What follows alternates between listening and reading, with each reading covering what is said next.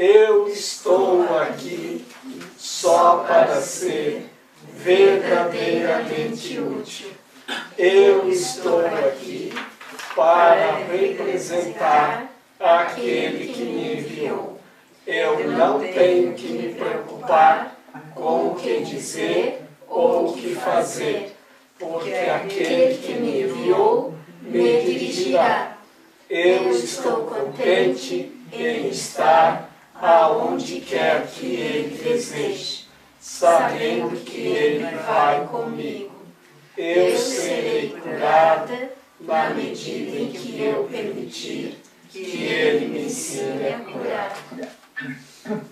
Capítulo 6, as lições de amor, seção 1, a mensagem da crucificação, 16º parágrafo.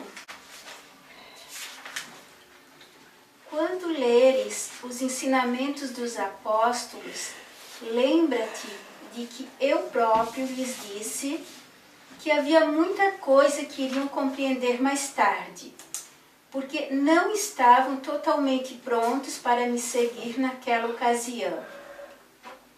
Eu não quero que permitas que qualquer medo entre no sistema de pensamento rumo ao qual eu estou te guiando. Não estou chamando mártires, mas professores. Ninguém é punido por pecados, e os filhos de Deus não são pecadores. Qualquer conceito de punição envolve a projeção da acusação e reforça a ideia de que a acusação é justificada. O resultado é uma lição de acusação, pois todo comportamento ensina as crenças que o motivam. A crucificação foi o resultado de sistemas de pensamento claramente opostos, o símbolo perfeito do conflito entre o ego e o Filho de Deus. Esse conflito parece ser agora tão real quanto antes, e suas lições têm que ser aprendidas agora, assim como naquele tempo. Explica porque logo em seguida, quando começaram a escrever algumas coisas, os apóstolos ainda não tinham compreendido. Ele reforça essa explicação, então. Né? E também de que, enquanto há medo na mente, há projeção e há acusação. O que é a projeção e a acusação? Enquanto há medo na mente, nós projetamos o medo e acusamos. Então, quando falamos a respeito de Judas, né, nós já compreendemos que Judas não poderia ter traído Jesus, que Jesus mesmo falou que jamais poderia ter sido assim, porque ele próprio não acreditava em traição. E ele pediu a Judas que fizesse o que tinha que ser feito para que se cumprissem as Escrituras. Então, o que aconteceu depois é que os apóstolos, com medo, projetaram culpa e a consequente condenação e depois o castigo. Né? Então, Judas deve ter aceitado essa projeção, se é que fez como fez, né? E isso explica, então, por que aconteceram tais situações. Porque ele próprio, Jesus, disse que tinha coisas que eles iriam compreender depois. Né? Eu não preciso de gratidão, mas tu precisas desenvolver a tua capacidade enfraquecida de ser grato. Ou não podes apreciar a Deus. Ele não precisa da tua apreciação, mas tu sim. Não podes amar o que não aprecias, pois o medo faz com que a apreciação seja impossível. Quando tens medo do que tu és, não o aprecias e, portanto, irás rejeitá-lo. Como resultado, vais ensinar a rejeição. Isso está bem claro, que aquilo que nós não apreciamos, nós rejeitamos. Então, Deus não precisa da nossa gratidão, mas nós precisamos da nossa gratidão. Porque gratidão, ela é relativa àquilo que nós apreciamos. Aquilo a que nós apreciamos, nós somos gratos. Aquilo que não, nós rejeitamos. Então, se nós rejeitamos, nós ensinamos a rejeição. Se nós somos gratos, nós ensinamos a apreciação. E isso funciona com nós mesmos e com o externo. Então, por que é que as pessoas têm tantos problemas de autoaceitação? Por que é que as pessoas têm tantos problemas de rejeição? Porque nós não apreciamos nem o que nós somos fisicamente. Então você pega uma pessoa, porque eu sou baixinho, então eu não gosto de mim mesmo. Porque eu sou muito alta, porque eu tenho cabelo branco, porque eu tenho cabelo amarelo, porque eu tenho cabelo azul. E assim por diante, nós vamos botando a nossa depreciação, que é o oposto de apreciação. Então nós não apreciamos, por isso que nós não podemos sentir a gratidão. Então nós temos que aprender a gratidão e a apreciação. E é isso que nós temos que ensinar. Por isso que nós temos que aprender a apreciação, a gratidão, porque não estamos apreciando Deus, estamos apreciando outra coisa. Então, por isso, nós temos que aprender a gratidão, agradecer a Deus pelo que somos. Né? O poder dos filhos de Deus está presente todo o tempo, porque foram criados como criadores. A influência de uns sobre os outros é sem limites e tem que ser usada para a sua salvação conjunta. Cada um tem que aprender a ensinar que todas as formas de rejeição são sem significado. A separação é a noção de rejeição. Enquanto ensinares isso, acreditarás nisso. Não é assim que Deus pensa, e tu tens que pensar como Ele, se queres conhecê-lo outra vez. Aqui ele diz que o poder dos filhos de Deus está presente todo o tempo e que a influência de uns sobre os outros é sem limites. Então, acho que ele chama atenção que a gente não dá conta do que a gente faz no dia a dia, rejeitando, acusando as outras pessoas em vez de estar agradecendo o tempo inteiro. Então, isso é uma influência contínua que acontece o tempo inteiro. Nós fomos criados como criadores, mas nós só podemos criar quando nossa mente está unida. Então, se nós unirmos a nossa mente e pensarmos como Deus pensa, o nosso poder criativo estará ativo. Enquanto que se nós estivermos separados, o nosso poder se esvai, o poder de criação. Então, para substituir o poder de criação, devido à separação, o ego então criou a engenhosidade. Bom, por isso que nós temos que construir máquinas e mais máquinas e mais máquinas, e para cada atividade que a gente faz hoje nós temos uma máquina. E bastaria pensarmos como Deus pensa. Por que o nosso poder de criação não está ativo? Porque nós estamos pensando separado da parte de Deus. Então, se pensarmos como Deus pensa, diante de uma situação, nós deveríamos parar e ditar-nos, ou meditar, que é a mesma coisa que ditar a mim mesmo, essa frase: o que Deus pensaria agora a respeito disto? Será que o meu modo de pensar, ele está equivalente ao modo de pensar de Deus? Será que eu estou pensando como Deus? Será que a minha mente está disposta a permitir que ele dirija os meus pensamentos para que eles se tornem criativos? Então, a mim, pessoalmente, não vejo como uma contradição, mas sim como uma afirmação de que no momento em que nós permitirmos a união das mentes para pensarmos como Deus pensa, o poder criativo fica ativo. E no momento em que eu tento pensar separado por mim mesmo, eu desativo essa função na mente. Aí eu não consigo mais ser criativo. Por isso que aqui nós temos uma frase que é muito conhecida, que diz: aqui nada se cria, tudo se transforma. Porque nós não estamos no poder criativo. Então nós aprendemos a transformar tudo que já está aqui. Nós não conseguimos criar nada.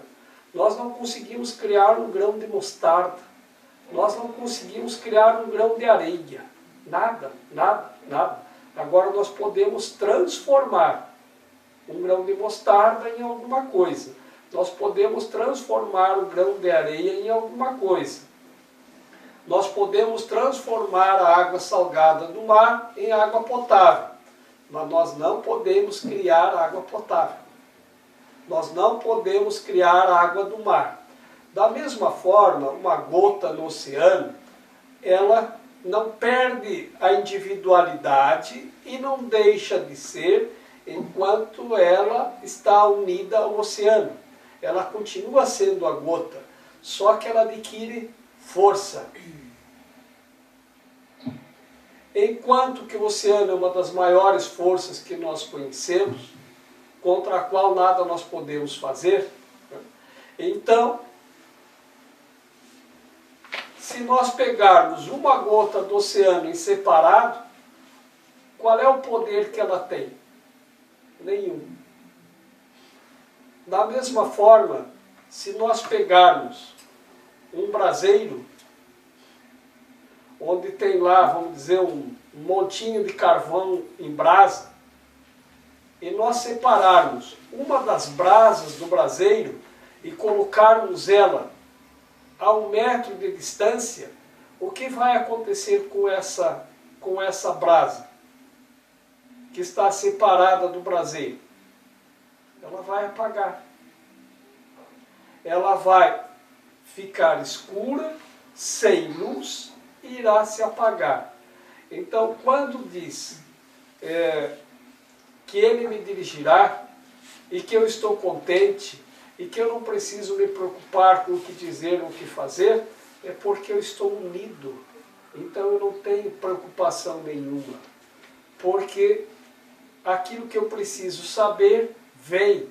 Aquilo que eu preciso fazer, acontece. Me é proporcionado. E eu estou em paz. Eu não tenho preocupação nenhuma. Não preciso pensar em nada. Não preciso fazer planos. Porque os meus planos sempre dão errado. Os meus julgamentos sempre dão errado. Até tem uma piadinha bem engraçada, que é assim: você quer fazer Deus rir muito? Conta os seus planos para Ele. Não é que Deus ri ou chora, né? Mas é muito interessante. Conta teus planos para Deus. Ele deve achar muito engraçado a gente ficar fazendo plano aqui. Eu mesmo, se eu pensar nisso, eu já acho engraçado, porque meus planos não dão certo. Eu planejo e nada. Nunca dá certo do jeito que eu planejei. Se os nossos planejamentos dessem certos, bastaria um plano para a paz do mundo. Bastaria um plano para salvar o planeta do aquecimento global. Bastaria um plano para o clima. Bastaria um plano para as escolas funcionarem, bastaria um plano para a saúde ser oferecida para as pessoas. Mas nenhum plano até hoje deu certo. Em nenhum lugar do mundo o que é planejado dá certo. Por quê? Porque os nossos planos são feitos à parte de Deus. Se nós começarmos a pensar nisso, é risível, é hilário isso. Porque por que é que nós ficamos fazendo tantos planos e tantos planos e tantos planos e tantos planos? Uma vez eu vi uma estatística de que damas da alta sociedade gastaram durante um ano cerca de 10 milhões de reais para juntar em jantares e recepções, para juntar dinheiro para as obras de caridade. Juntaram 2. E gastaram 10 milhões de reais em jantares e recepções para angariarem fundos e para planejar como é que iam fazer isso. Então não tem. O meu plano não é confiável. Então por isso que o melhor é entregar os meus planos ao Espírito Santo. Ele conhece melhor o caminho do que eu posso imaginar. Outra explicação possível é assim: eu estou caminhando sobre a terra. Eu vejo muito pouco à minha frente, porque os obstáculos horizontais estão em todo lugar. São montanhas, são curvas, são edifícios, são árvores. Então, o que eu vejo além do meu campo de visão limitado? Muito pouco. O Espírito Santo, ele está acima. Então, ele vê todo o nosso plano de cima. Se nós confiarmos nele, o nosso plano, ele vê todos os obstáculos. É como o GPS. O GPS está ligado no satélite. Então você bota lá no GPS e ele te mostra o caminho, você segue ali, tem dado certo. Tem dado certo. Ele diz até onde tem engarrafamento de trânsito, aonde você tem que desviar, por que lado você vai, e dá certo. É um grande auxiliar. Agora, o meu plano, ele é sempre muito limitado aos obstáculos que eu não posso ver ali adiante. Então, se eu confiar de entregar a minha mente a Deus, tal qual Ele deu a sua mente a mim, perfeita, então o meu poder de criação estará ativado e eu estarei ligado ao Espírito Santo e Ele me dirigirá. É como estar andando na mão do Pai. É como a criança que se sente segura andando na mão do pai. Mas é claro que depois a criança já quer andar sozinha. Mas chega um momento que o pai vai se sentir seguro andando na mão do filho. Porque o filho já vai dizer para você: pai, cuidado para atravessar a rua. Olha para os dois lados. Pai, não faça isso. Pai, cuidado quando você estiver andando na rua. Olha para os lados. Faça isso, faça aquilo. Não era a mesma coisa que você dizia para o filho?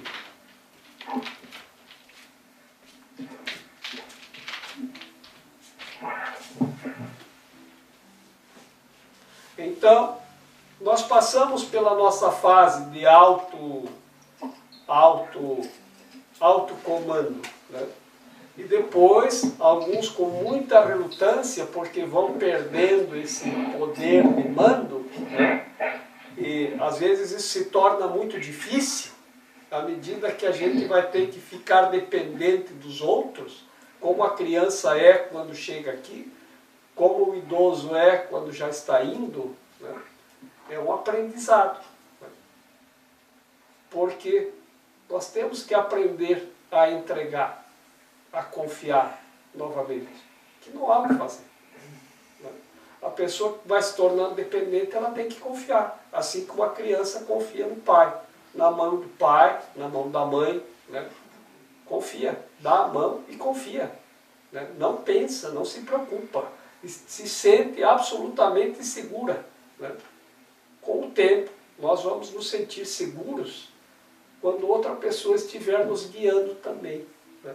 Então é um grande aprendizado aprender a permitir-se ser guiado.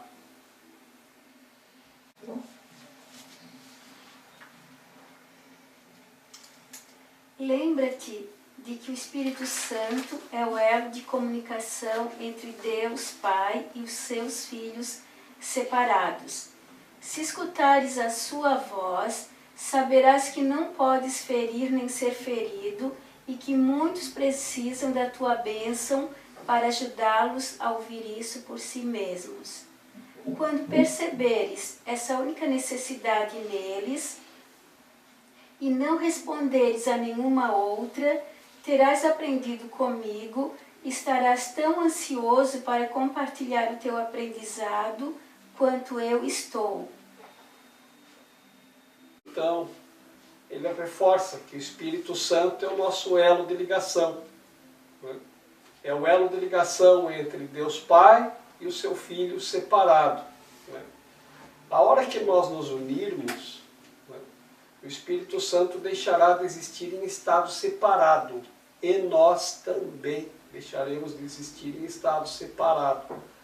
Mas nós dificilmente aceitamos essa ideia de deixarmos de existir em estado separado.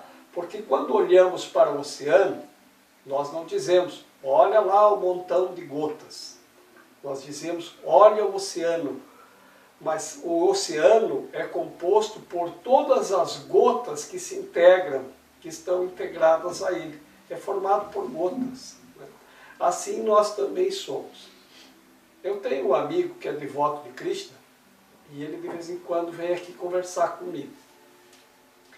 E um dia ele estava me contando que ele estava se preparando porque ele queria ir para o Nirvana, e lá então tem as brincadeiras de Krishna, né, que segundo a concepção hinduísta é mais ou menos como a nossa ideia de paraíso, que é um lugar muito lindo, que a gente fica lá brincando, que lá é tudo amor, que é tudo alegria, que é tudo brincadeira, que não tem ódio, que não tem discriminação, que não tem rejeição, tudo aquilo. Né?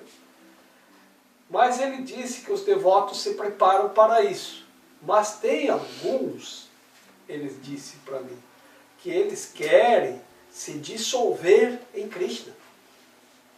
Você não vai fazer isso, né, Jorge? Nós vamos nos encontrar lá no Nirvana, né, para brincarmos juntos, né?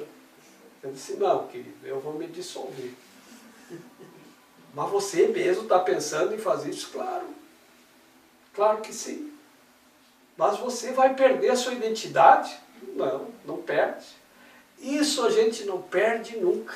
A gente ganha, é força, porque aí você vai fazer parte de Krishna. Não vai ficar brincando aos pés de Krishna ainda em estado separado. Porque a nossa ideia de separação é tão grande que a gente, mesmo no céu, a gente quer ficar separado.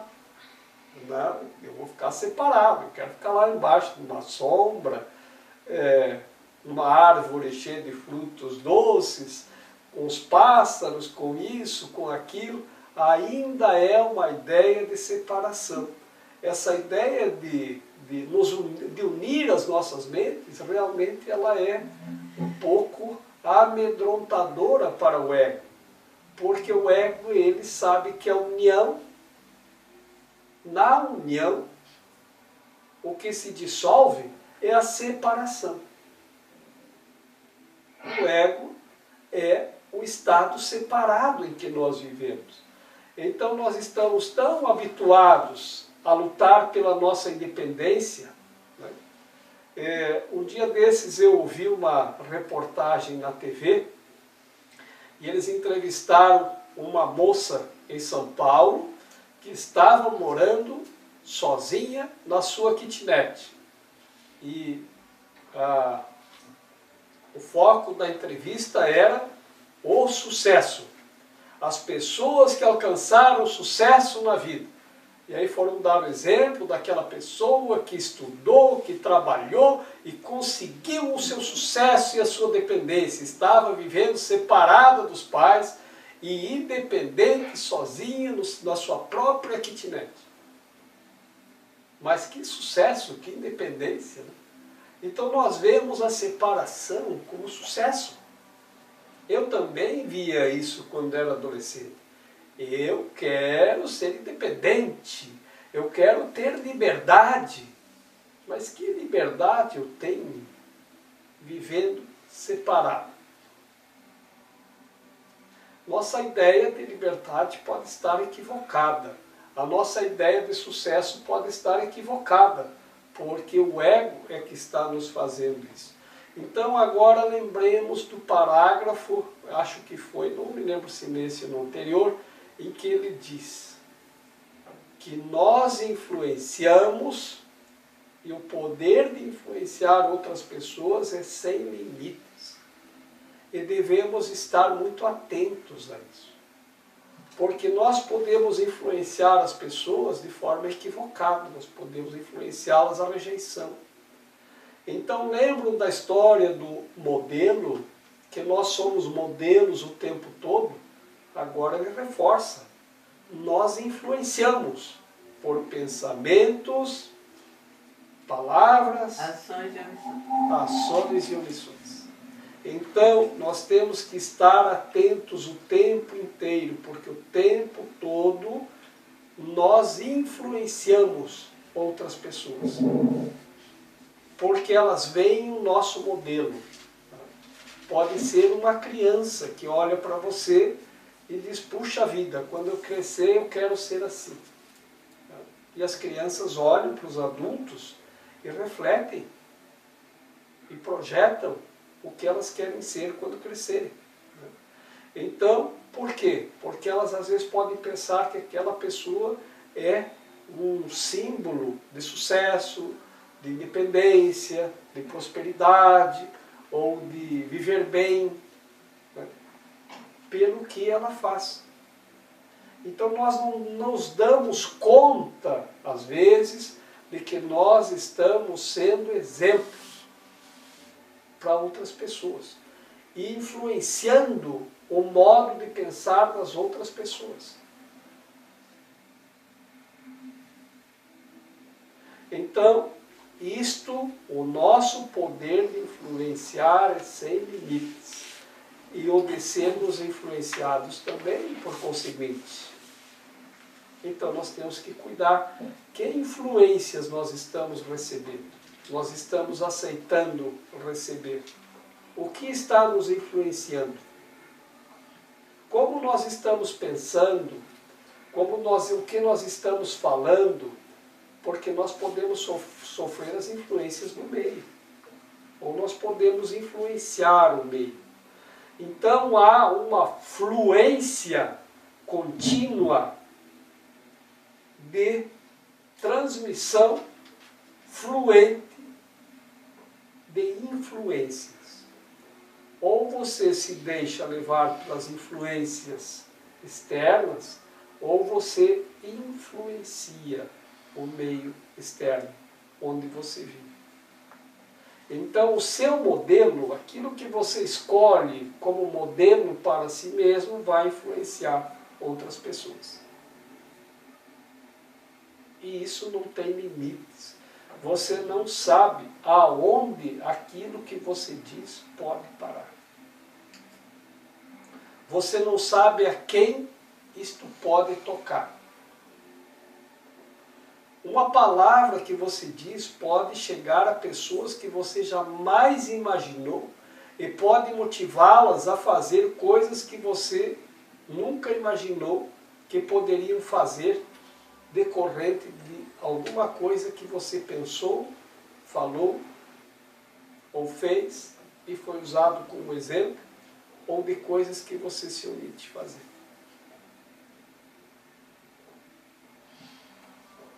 Quando nós nos deixamos guiar pelo Espírito Santo, que é o nosso elo de comunicação com Deus, pode ter certeza que você vai influenciar da forma certa, que você não vai deixar se influenciar pelas formas equivocadas de perceber, de pensar ou de sistemas de crenças equivocados. E isso é que vai se traduzir em paz e felicidade absoluta. Nós podemos experimentar a tese e com certeza todos já experimentamos a antítese. A antítese é o sofrimento, a dor, a angústia, o estresse, a depressão.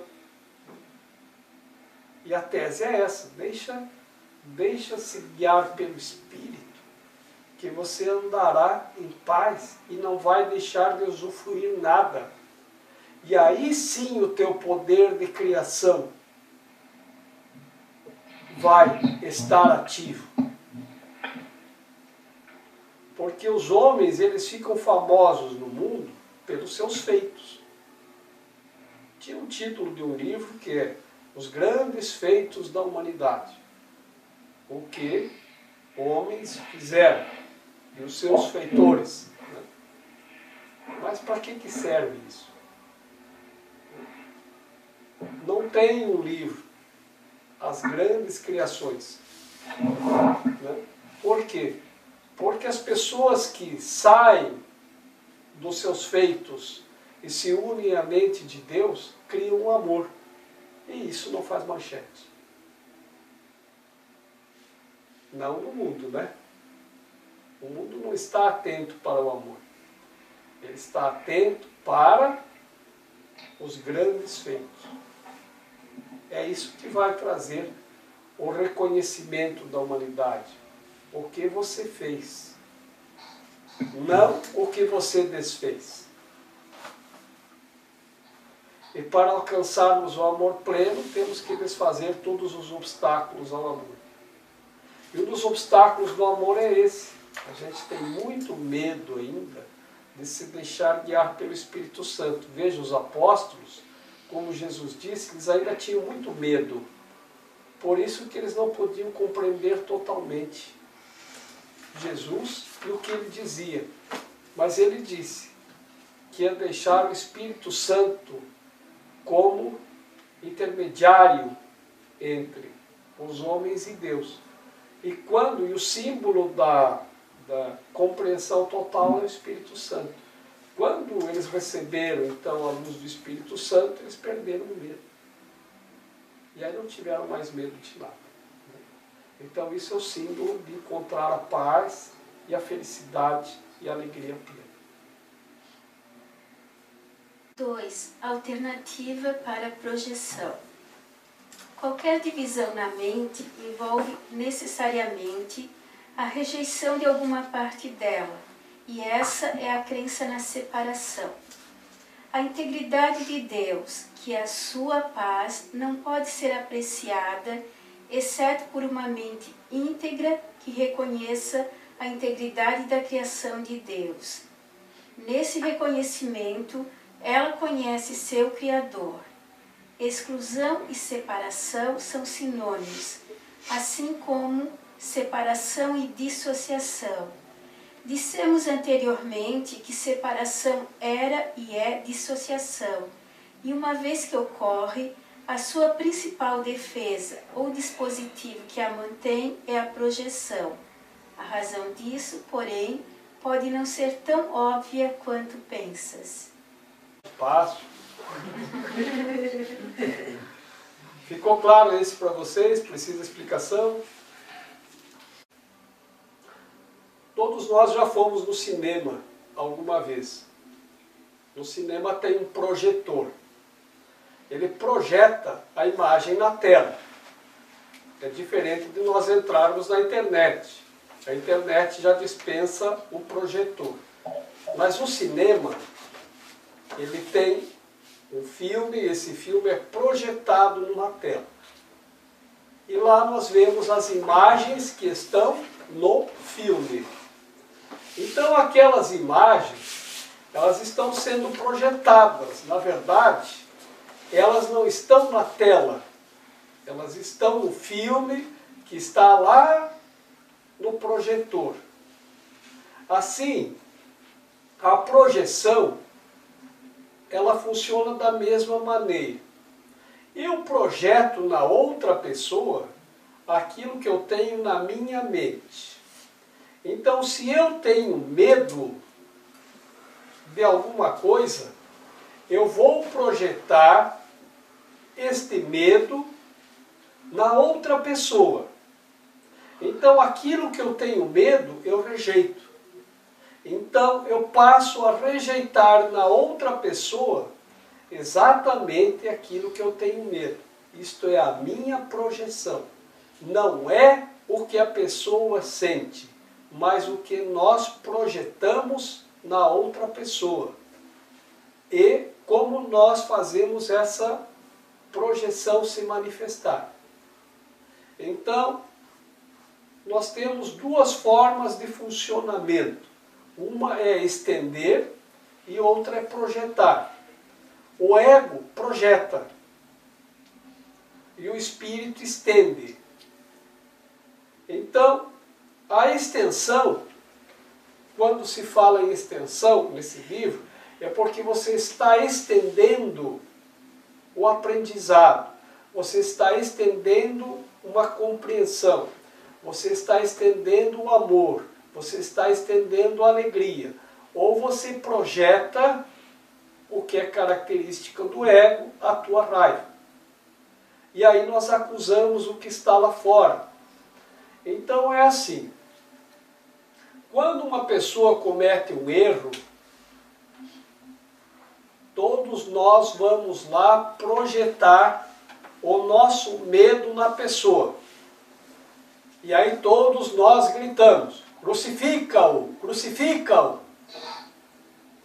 Porque enquanto estão crucificando aquele lá, ninguém está olhando para mim. Então eu projeto o meu medo na outra pessoa, acusando a outra pessoa. Não importa pelo que ela tenha feito, para que eu possa passar desapercebido. Então é sempre assim, é o outro. O problema é o outro.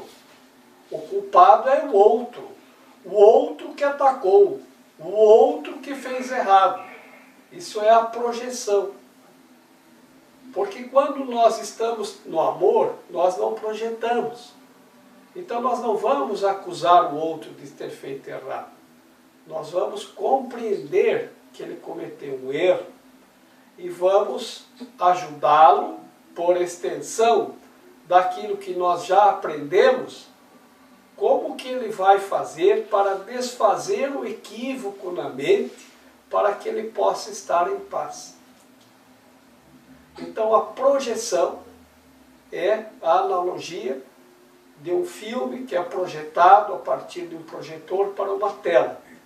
Porque nós só podemos ver no outro aquilo que está em nós mesmos.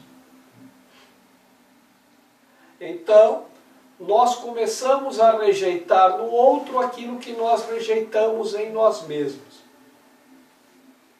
Então nós rejeitamos, por exemplo, se aparece uma pessoa aqui com o cabelo pintado de cor de rosa e eu acho aquilo feio, eu digo, ah, que feio. Mas por que o cabelo cor de rosa é feio? Porque você rejeita. Por que você rejeita? Não tem por que você rejeitar. É o cabelo cor de rosa da pessoa, né? Então, você não precisa pintar o seu, mas você não precisa rejeitar o do outro. Então essa rejeição é a projeção do nosso medo. Vou repetir. A questão colocada foi, se temos que ensinar e aprender o que é certo e o que é errado, né, como que vamos agir quando nós vemos alguma coisa errada? Que nós temos que dizer, olha, isso está errado. E se dissermos isso está errado, estamos julgando, estamos condenando. Bom, então Jesus era muito sábio, ele não julgava, né? Em uma ocasião, alguém perguntou para ele, e os 10 mandamentos de Moisés? E ele disse, eu vou te dar apenas um mandamento. Amar a Deus sobre todas as coisas e ao próximo como a si mesmo. Siga apenas este. Então, ele não julgou, ele não criticou, ele apenas mostrou o que é certo. E um dia lhe perguntaram, e esses livros aí que nós chamamos de o Antigo Testamento? E ele disse, eu vos dou um novo testamento, siga apenas este. Então, veja, outra vez, um exemplo de não julgar, de não criticar, de não condenar. Ele apenas mostrava o que era certo e dizia, faze apenas isto. Então, como que nós vamos ver uma coisa errada e como que nós vamos corrigir? Mostrando apenas o certo, nunca apontando o erro. Porque quando nós apontamos o erro, nós estamos reforçando o erro na mente de quem errou e na nossa. Porque nós passamos então a acreditar no erro. Então nós temos que manter a mente firme, mostrando sempre apenas o que é certo, apontando sempre apenas o que é certo, dizendo apenas, faze apenas isto, faça desta maneira. E se a pessoa errar de novo, você vai lá e diz, faça da maneira como eu estou te orientando. E se a pessoa questionar, você diz, faça apenas assim, porque eu quero que você faça desta maneira. Então, depois nós observamos o resultado, mas faça assim. E se nós aprendermos isto, nossa, isso é um grande aprendizado. E se nós conseguirmos estender isso então para uma criança, só o que é certo, sem apontar o que está errado, sempre fortalecendo apenas o que é certo, isso vai fortalecer na nossa mente o que é certo. E nós passaremos a acreditar somente no que é certo. Porque diante de uma situação em que nós nos sentimos perseguidos, se nós fortalecermos, estou sendo perseguido, isso está errado, vocês estão me perseguindo, nós vamos passar a acreditar na perseguição.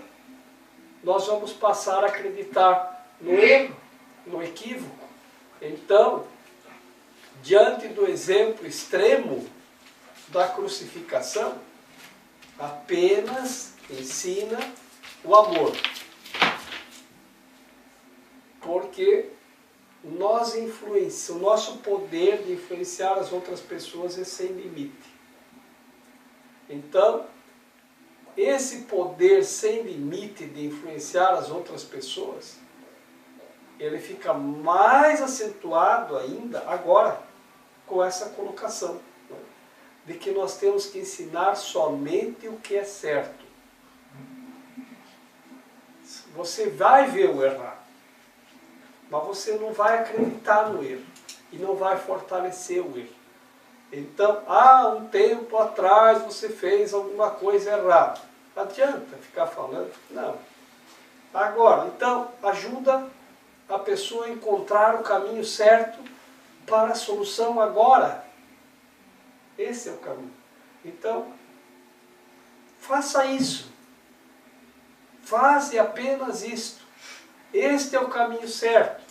E nós vamos saber o caminho certo sempre que nós estivermos com a nossa mente unida ao Espírito Santo e se nós aprendemos a pensar como pensa Deus.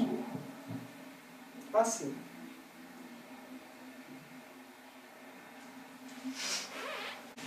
Faça o que eu digo, não o que eu faço.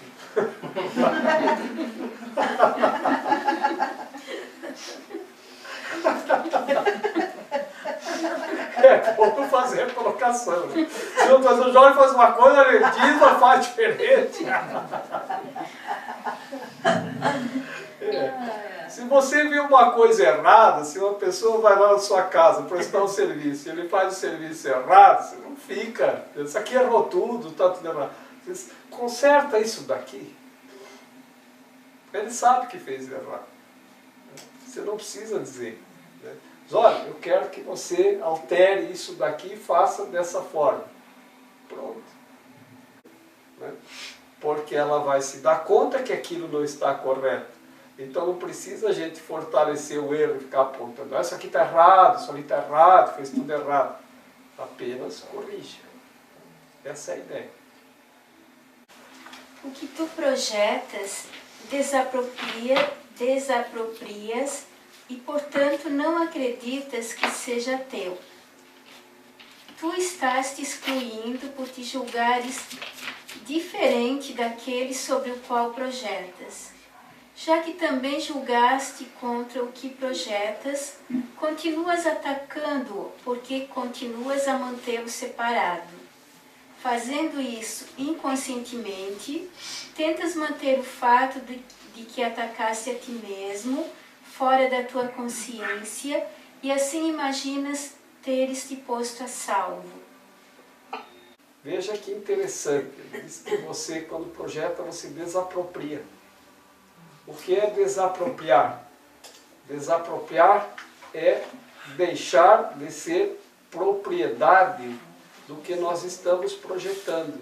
Nós acreditamos que aquilo não é nosso, que é do outro, e por isso nós atacamos o outro. Né? Mas se você está vendo o erro, então o erro é teu. Então é isso que nós devemos curar. Porque nós achamos sempre que é o outro. Né? Então tem aquela ideia de que o outro é o nosso espelho. Né? E um dia uma moça veio conversar comigo e disse: Jorge, eu já ouvi você dizer algumas vezes essa ideia de que o outro é o espelho. Né? E eu fui numa palestra e o palestrante disse a mesma coisa, que o outro é o espelho. Né? Mas como assim é o espelho? Eu não consigo entender essa coisa do espelho. Aí então, quando eu olho para o outro, o que eu estou vendo é o espelho de mim mesmo? É. Porque ou você projeta ou você estende. Né? Então, se você está projetando, você vê no outro o espelho de você mesmo. Se você está estendendo, também. Se você estende a mão, você vê o outro como igual. Se você projeta a raiva, né, você desapropria da raiva e acredita que o outro é que vive aquele estado. E aí então ela me disse assim, por exemplo, o meu marido, todo sábado, ele sai de manhã e vai jogar futebol num campinho de grama, não sei aonde, e tomar cerveja com os amigos. Já eu, todo sábado, eu fico em casa limpando a casa. E aí eu limpo tudo a casa, e o meu chão é de madeira, eu passo cerinha no chão, eu passo enceradeira, eu deixo tudo limpinho, tudo brilhando, tudo cheiroso. Lá por umas 4, 5 da tarde ele chega.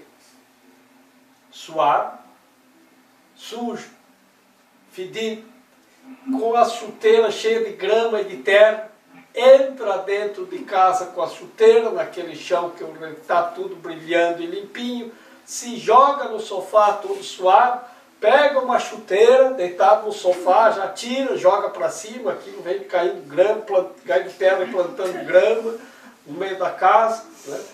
E aí, eu sou porca, assim como ele, então, porque seria meu espelho. Então eu sou uma porca também, assim. Eu disse, o que é que você sente quando ele faz isso? Raiva. A qualidade do espelho é a reflexão. Então você vê o que ele reflete. O que você sente é o que o espelho reflete. Você sente raiva? Então é isso. O outro está espelhando a tua raiva. Você é raivosa. Como assim? Você é uma pessoa que tem muita raiva. Por isso que quando ele faz isso, você sente raiva. É essa a reflexão. A qualidade do espelho é a reflexão. Não é o espelho, é o que ele reflete. Se nós aprendermos isso, nós aprendemos a qualidade do espelho. Nós confundimos qual é a qualidade do espelho. Então, se eu sinto raiva, é o que o espelho refletiu. Raiva. E agora o que eu faço então? Começa a reinterpretar. Como assim? Começa a ver com amor. E como é ver com amor? Ele vai chegar, jogar a chuteira para cima e dizer: ai, que bom, amorzinho, que jogou a chuteira para cima. Não. Você vai ver que você ama o seu marido, que você gosta dele e que ele voltou do futebol. E quando ele jogar a chuteira para cima, com muito amor, você vai lá, você vai pegar a chuteira. Antes dele jogar, dá a chuteira aqui, querido, que eu vou lá no banheiro limpar para você, né? Aí você pega uma vassourinha, um paninho, varre, junta a sujeirinha. Vou juntar aqui, amorzinho, que caiu terrinha aqui no caminho, né? Dá um beijinho nele. Como é que foi o futebol hoje? Estava bom? Né? Eu não vou conseguir fazer isso. Se ele jogar a chuteira, eu vou dar uma pedrada nele. Mas, você tenta. Né? E daí? Ele vai deixar de fazer isso? Não sei, mas você vai deixar de sentir raiva. Né? Experimenta. Depois você vem me dizer. Um mês depois ela passou lá, foram 4 finais de semana. Eu estou com muita raiva. 2 meses depois, ela veio me dizer que ela conseguiu finalmente um dia seguir, mesmo que com muita dificuldade, ser amorosa. E no final de semana seguinte foi mais fácil ser amorosa. E no seguinte ela já estava amorosa. E no seguinte, ele chegou na porta, tirou a chuteira e disse: querida, você pega lá depois uma sacolinha para botar a minha chuteira e eu vou direto para o banho para não sujar o sofá, porque eu estou todo suado. Então, às vezes, o outro é o nosso espelho para refletir aquilo que projetamos. Então, a projeção, quando nós vemos a projeção do outro, nós temos que acreditar que aquilo é o que nós temos, é o nosso conteúdo que nós estamos projetando. Mas ele diz, quando você projeta, você desapropria. Você diz que você não é mais o proprietário daquilo, o outro é que é. E aí, o outro é que dá raiva em você. Não é você que sente raiva dele. O outro é que, ai, como você me irrita. Ai, como você me dá raiva. Não dá. Você que tem irritação e raiva, e aí tudo você diz que é do outro, não é meu.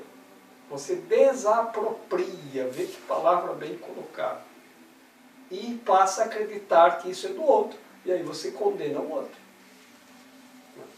Então, aqui nós vemos que quando nós refletimos ou usamos a qualidade do espelho, que é a reflexão, nós vamos refletir do que o espelho refletiu. Por isso que ele diz, para e reflete, né, no que está acontecendo. Observa a reflexão.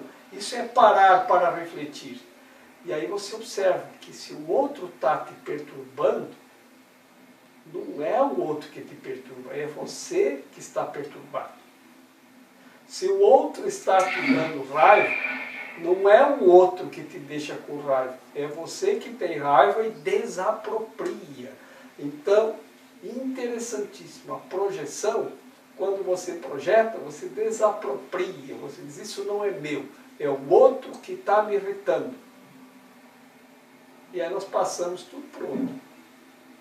Quem não sabe o que significa a palavra burro, você chama ele de burro, o que ele sente se ele não sabe o que é burro? Nada. Mas uma pessoa que sabe o que é chamar de burro, e você chama ele de burro, ele vai receber como ataque. Né? Então, por isso que, se você sabe o que é emburramento, É porque está contigo. A bola de neve é o ego. Entretanto, a projeção sempre vai ferir-te. Ela reforça a tua crença em tua própria mente dividida e seu único propósito é manter a separação. É apenas um instrumento do ego para fazer com que te sintas diferente dos teus irmãos e separado deles. O ego justifica isso alegando que faz com que te sintas melhor do que eles, assim obscurecendo ainda mais a tua igualdade em relação a eles. Projeção e ataque estão inevitavelmente relacionados, porque a projeção é sempre um meio de justificar o ataque. Raiva sem projeção é impossível. O ego usa a projeção só para destruir a tua percepção, tanto de ti próprio quanto dos teus irmãos. O processo começa com a exclusão de algo que existe em ti, mas que não queres, e te conduz diretamente a excluir-te dos teus irmãos.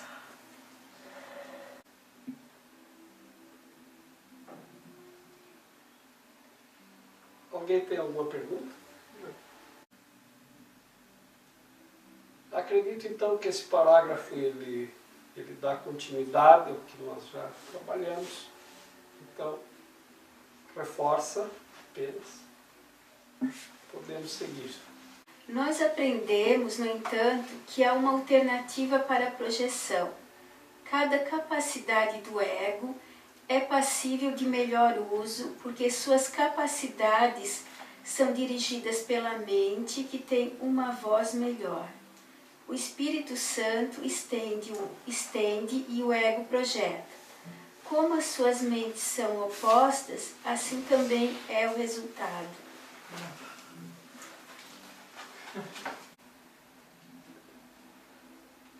A pergunta é, como fazer para o ego não projetar? Não há o que fazer. O ego só projeta. Então o que temos que fazer é como usar, escolher a extensão pelo espírito. Porque tanto o ego quanto o espírito estão na nossa mente. Mas é a mente que comanda. Mesmo as capacidades do ego, elas são comandadas pela mente. E o Espírito Santo pode utilizar tudo a nosso favor. Mesmo as projeções do ego podem ser utilizadas a nosso favor. Então, o ego projeta, não é mesmo? Então, ele tem a capacidade de projetar. Se você escolher o ego, você vai desapropriar daquilo que você está projetando e vai apontar para o espelho e dizer, o espelho que é assim, eu não sou. A culpa é do espelho, não é minha. O espelho é que sente raiva, não sou eu. Então, você vai desapropriar daquela imagem que o espelho reflete, dizendo que aquilo não é teu, que aquilo não é você, que você não tem nada a ver com aquilo, que é o espelho que está com raiva, que é o espelho que é irritante. Né? E então, se nós utilizarmos mesmo essa capacidade do ego de projetar, porque é a mente que comanda tudo, você pode utilizar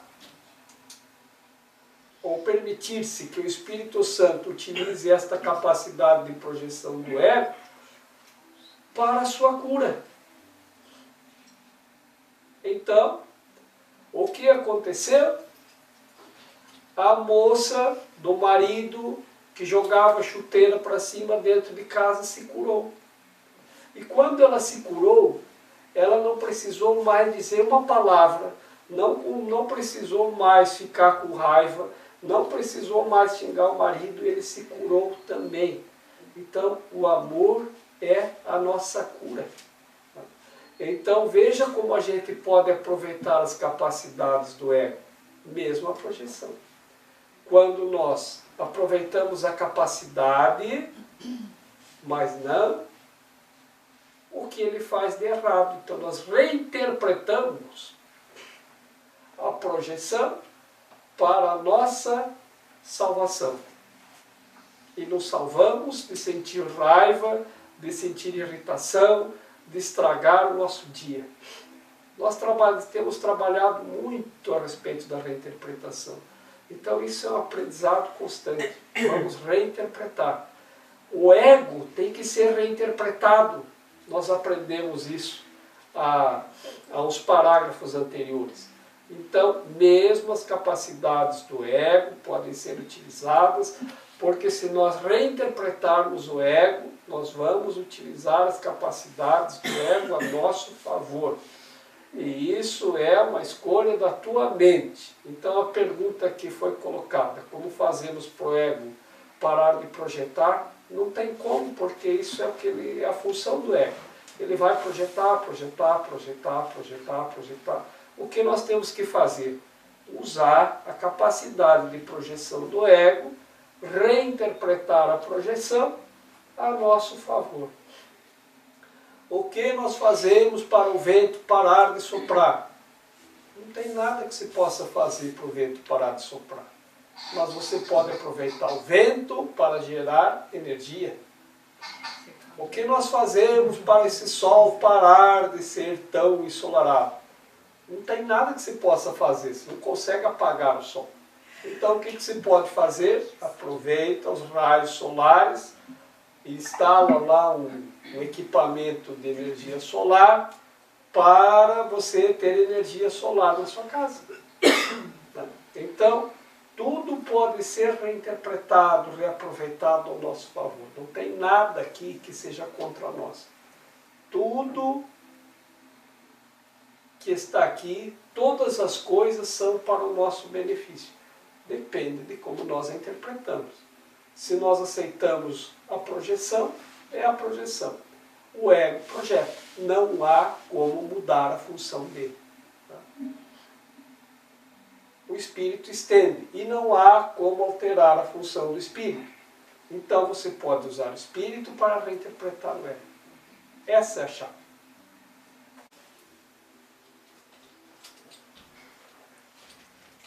O Espírito Santo começa por perceber-te perfeito, sabendo que essa perfeição é compartilhada. Ele a reconhece em outros, assim fortalecendo-a em ambos. Em lugar de raiva, isso desperta amor por ambos, pois estabelece a inclusão. Percebendo a igualdade, o Espírito Santo percebe necessidades iguais. Isso automaticamente convida à expiação, uma vez que a expiação é a única necessidade nesse mundo que é universal. Perceber a ti mesmo deste modo é o único modo pelo qual podes achar felicidade no mundo. Isso é assim porque é o reconhecimento de que não estás nesse mundo, pois o mundo é infeliz. Acho que ele está dizendo aqui que, acho que ele faz essa ligação ego-mundo. E que se a gente está no ego, claro, nós estamos no mundo e não estamos no céu. E estar no ego não vamos encontrar felicidade no ego. Então só tem uma alternativa, que é fazer o caminho da expiação para alcançar o céu, que é retornar para o Espírito. Diz assim, o mundo é infeliz. Então, vamos aprender assim. O ego projeta. O liquidificador faz o quê? Liquidifica. A máquina de lavar roupa lava a roupa. Tá? A geladeira gela. E o mundo é infernal. Infernal, infeliz. Então, isso a gente não vai mudar. A questão é assim, a gente sempre quer mudar a função das coisas. Quando eu falei que a função do espelho é refletir, a gente quer mudar a função do espelho. Porque a gente não entende que ele reflete. A gente acha que aquilo que a gente vê no espelho é do espelho. Aquilo não é meu. Né? Então, não sou eu, é o espelho. Né? Então, assim, da mesma maneira, a gente tem que entender que o mundo é infeliz. A gente não tem que salvar o mundo. A gente não tem que tornar o mundo feliz. A gente não tem que buscar a paz no mundo. Por isso que nossos planos nunca dão certo no mundo. Não adianta fazer um plano para ser feliz. Não adianta fazer um plano para a paz no mundo. Isto não funciona. Então, se o mundo é infeliz, eu tenho que ser feliz. Quando eu sou feliz, significa que eu não estou no mundo. Porque a minha mente ou está no mundo, e aí é infelicidade, ou está no céu, que é felicidade. Então, quando eu estou feliz, a minha mente está no nível do céu. Quando eu estou feliz, eu estou vivendo as coisas do mundo. As preocupações do mundo, as dores do mundo. E no mundo tem só medo, infelicidade, tem inveja, tem ciúme, tem angústia, tem estresse, tem ansiedade, tem sentimento de perda. E diante disso não há como ser feliz, gente. Não tem como ser feliz estando com medo. Não tem como ser feliz estando sofrendo. Uma pessoa que está com angústia, que está com medo de perder alguma coisa, não pode ser feliz nunca. Então, quando você está feliz, significa que você não está vivendo este mundo. Não quer dizer que você não está aqui. Quer dizer que você não está vivendo como as coisas são aqui. Quer dizer que você está vivendo como as coisas são no céu. Então, por isso nós temos que aprender a viver como turistas. E como é o turista? Acha tudo lindo. O turista acha tudo lindo. Ele vai nos melhores lugares, nos melhores restaurantes, fica no melhor hotel, Sorri pra tudo. paga as contas e vai embora. Não fica devendo nada. Porque se ele ficar devendo alguma coisa, ele fica preso no país aonde ele está. Ele respeita as leis locais. Isso é um aprendizado, tem que respeitar as leis locais. Então, quando você vai para um país que as leis são diferentes, você tem que conhecer as leis do outro país. Por isso que quando nós viemos para esse mundo aqui, onde nós estamos, nós aprendemos as leis da física, porque esse é o mundo físico. Então eu tenho que aprender, por exemplo, na aula de física, que dois corpos não podem ocupar o mesmo espaço ao mesmo tempo. Então isso, porque eu aprendi essa lei e eu sei respeitar essa lei, aqui tem uma parede. Eu tenho um corpo e a parede é um corpo físico também, né? Então, o que eu não posso fazer? Tentar ocupar o mesmo espaço que a parede ao mesmo tempo. Ao mesmo tempo quer dizer, enquanto a parede está aí, e eu estou com o meu corpo aqui, eu não vou conseguir ocupar o mesmo espaço da parede, porque eu vou quebrar a cara. Então, agora, eu posso tirar a parede e daí eu fico ali no lugar da parede. Daí não estou eu e a parede ao mesmo tempo. Então, por isso que nós aprendemos as leis da física, porque estamos no mundo físico. Quando eu fui para o Egito, eu tive que aprender as leis do Egito. Porque senão eu posso ficar preso no Egito, né? Se eu desobedecer as leis do Egito. Então é assim, em qualquer lugar que a gente vai, tem as leis e a gente tem que obedecer, né? Então, isto a gente faz para não ficar preso neste lugar. E nós temos que pagar as contas e nós temos que fazer a expiação. Quando nós fazemos alguma coisa errada, a gente tem que ir lá e expiar. Expiar é desfazer. Assim, quando no espelho nós olhamos que o espelho está emburrado, eu vou lá e fico na frente do espelho. Meu, mas como esse espelho está emburrado? Então, o que eu faço? A expiação. E a expiação é o quê? Expiar para mim mesmo e não para o espelho e ver que o emburrado sou eu. Né?